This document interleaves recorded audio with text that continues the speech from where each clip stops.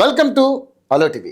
Megastar పేరు వినగానే ఉరిమే ఉత్సాహం వస్తుంది. బాక్స్ ఆఫీస్ వద్ద రికార్డుల వేట మొదలైన థియేటర్ల వద్ద అభిమానుల కోలాహలం మిన్నెంటినా అది కేవలం ఒక్క మెగాస్టార్కే సాధ్యం.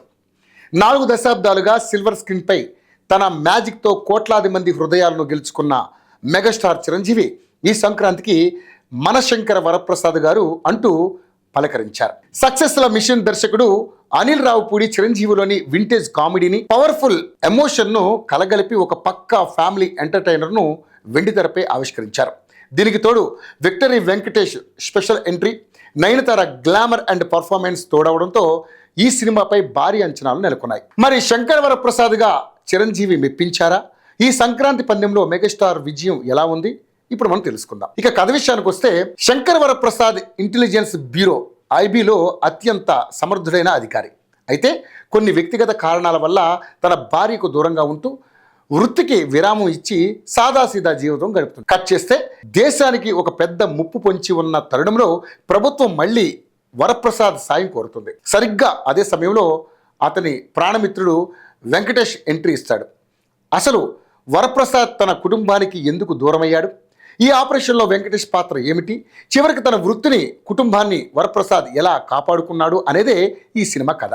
ఇక సామాజిక స్పృహ, భావోద్వేగాల మేళవింపుగా తెరకెక్కిన ఈ చిత్రం ఒక వ్యక్తి జీవితం ద్వారా సమాజంలోని లోపాలను ప్రశ్నిస్తూ నిజాయితీకి నిలువెత్తు ప్రతీకగా నిలిచే కథతో ప్రేక్షకులను ఆలోచింపజేస్తుంది. మెగాస్టార్ అనుభవం, పవర్ఫుల్ డైలాగ్స్, హృదయాన్ని తాకే సన్నివేశాలు అభిమానులను అమితంగా ఆకట్టుకుంటాయి. ఇక vintage Chiru and comedy magic, దర్శకుడు అనిల్ రావుపూడి చిరంజీవిలోని వింటేజ్ కామెడీ టైమింగ్ను అద్భుతంగా వాడుకున్నారు. శంకర్ దాదా రోజుల్లోని చిలిపితనం, గ్రేస్ ఈ సినిమాలో మళ్ళీ కనిపిస్తుంది. నయనతారతో అలకలు, వారి మధ్య వచ్చే మీసాల పిల్ల పాట, రొమాంటిక్ సన్నివేశాలు కంటికి ఇంపుగా ఉన్నాయి. ఇక భార్య కోపాన్ని తగ్గించడానికి వరప్రసాద్ గారు చేసే ప్రయత్నాలు, ఆ క్రమంలో వచ్చే చిన్న చిన్న స్టెప్పులు చూడాలని ఉంది. కాలం నాటి చిరంజీవిని మనకు గుర్తు తెస్తాయి. ఇక పాటలు వినడానికి కాకుండా చిరు స్టెప్పులతో చూడడానికి కూడా చాలా బాగున్నాయి. ఇక ఈ సినిమాకు ప్రధాన ఆకర్షణ చిరంజీవి, వెంకటేష్ల కాంబినేషన్. వీరిద్దరూ స్క్రీన్ షేర్ చేసుకునే ప్రతి సీన్ కూడా థియేటర్లో నవ్వులు పూయిస్తుంది. ఇక వెంకీ మార్క్ హావభావాలు, చిరు స్వాగ్ తోడై అభిమానులకు కన్నుల పండుగగా నిలిచింది. ఇక సెకండ్ హాఫ్లో వచ్చే ఒక కీలక సన్నివేశం థియేటర్లో నవ్వుల జల్లు కురిపిస్తుంది. కేవలం కామెడీనే కాకుండా ఇందులో బలమైన కుటుంబ భావోద్వేగాలు ఉన్నాయి. ముఖ్యంగా సెకండ్ హాఫ్లో చిరంజీవి నటన ఆకట్టుకుంటుంది. ఒక ఆఫీసర్గా బాధ్యత, తండ్రిగా భర్తగా ఆవేదనను చిరు తన అనుభవంతో పండించారు.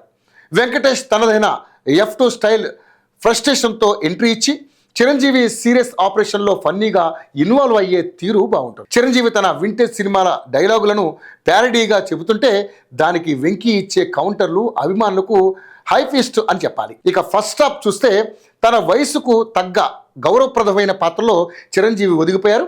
బోరింగ్ లేకుండా సాగే కామెడీ ట్రాక్ బాగుంది. అదేవిధంగా వెంకటేష్ గెస్ట్ రోల్ సినిమాకు అతిపెద్ద సర్ప్రైజ్ అండ్ ఎనర్జీ బూస్టర్.